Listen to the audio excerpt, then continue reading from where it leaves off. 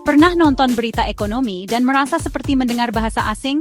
Istilah seperti PDB, inflasi, atau suku bunga sering bikin pusing, padahal semua itu berdampak langsung ke dompet kita. Kenapa harga mie instan naik? Kenapa cari kerja makin susah? Jawabannya ada di ekonomi makro. Ekonomi makro bukan cuma urusan pejabat, tapi soal kehidupan kita sehari-hari. Bayangkan ekonomi seperti hutan, ekonomi mikro itu mempelajari satu pohon, sedangkan ekonomi makro melihat seluruh hutannya.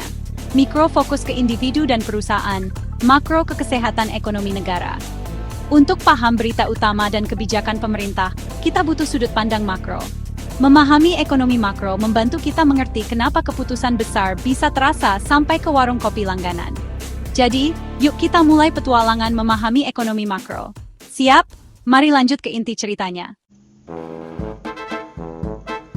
Di dunia ekonomi makro, ada 3 indikator utama. PDB, inflasi, dan pengangguran. PDB itu seperti rapor negara, total nilai semua barang dan jasa yang diproduksi dalam setahun.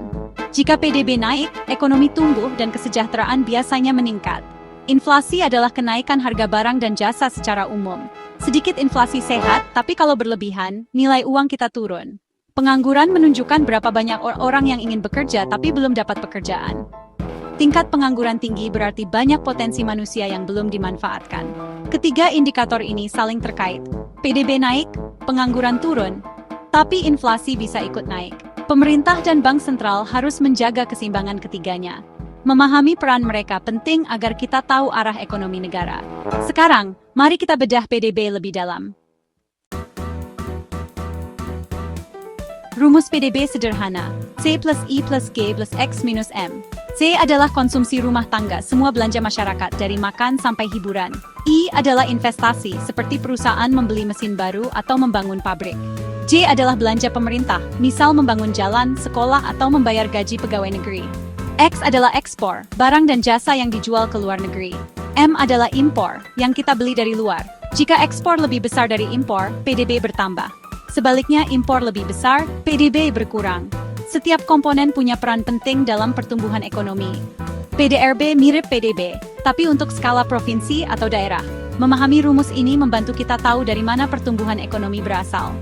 Selanjutnya, bagaimana pemerintah dan bank sentral mengatur semua ini? Pemerintah dan bank sentral adalah pengemudi ekonomi, mengatur kecepatan lewat 2 pedal kebijakan fiskal dan moneter. Kebijakan fiskal dipegang pemerintah, mengatur pendapatan, pajak, dan pengeluaran negara. Saat ekonomi lesu, pemerintah bisa menaikkan belanja atau menurunkan pajak untuk mendorong pertumbuhan. Jika inflasi tinggi, pemerintah bisa mengurangi belanja atau menaikkan pajak.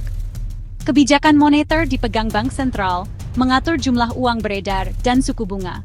Suku bunga naik, pinjaman jadi mahal, konsumsi dan investasi turun, inflasi mereda. Suku bunga turun, pinjaman murah, ekonomi bergerak lebih cepat. Keputusan kecil soal suku bunga bisa berdampak besar ke cicilan, investasi, dan nilai tukar. Kedua kebijakan ini harus seimbang agar ekonomi tetap stabil. Lalu, apa dampaknya buat kehidupan kita sehari-hari? Memahami ekonomi makro penting agar kita bisa mengambil keputusan finansial yang cerdas. Saat inflasi naik, kita bisa menyesuaikan anggaran dan mulai berinvestasi. Proyek pemerintah bisa jadi peluang kerja baru. Suku bunga naik, mungkin saatnya menunda pinjaman, tapi bagus untuk menabung. Pengetahuan ini bikin kita lebih siap menghadapi perubahan ekonomi. Kita jadi warga negara yang kritis, tidak mudah termakan hoax, dan bisa ikut diskusi publik dengan percaya diri. Angka-angka ekonomi jadi cerita nyata, bukan sekadar statistik. Dengan memahami ekonomi makro, kita membangun masa depan yang lebih kuat untuk diri sendiri dan bangsa.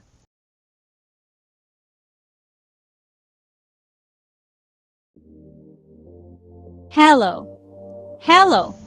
Bayangkan negara seperti perusahaan raksasa. Ada pemasukan, pengeluaran, aset, dan utang. Cuma nolnya lebih banyak. Hari ini, aku bakal ajak kalian lihat gimana negara mencatat semua ini, dan gimana rumus-rumusnya nyambung ke ujian. Aku bakal bikin ini gampang, dan mungkin sedikit lucu. Kita mulai dari neraca keuangan negara. Satu sisi, aset, cadangan devisa, infrastruktur, investasi. Sisi lain kewajiban, utang, subsidi, transfer ke daerah.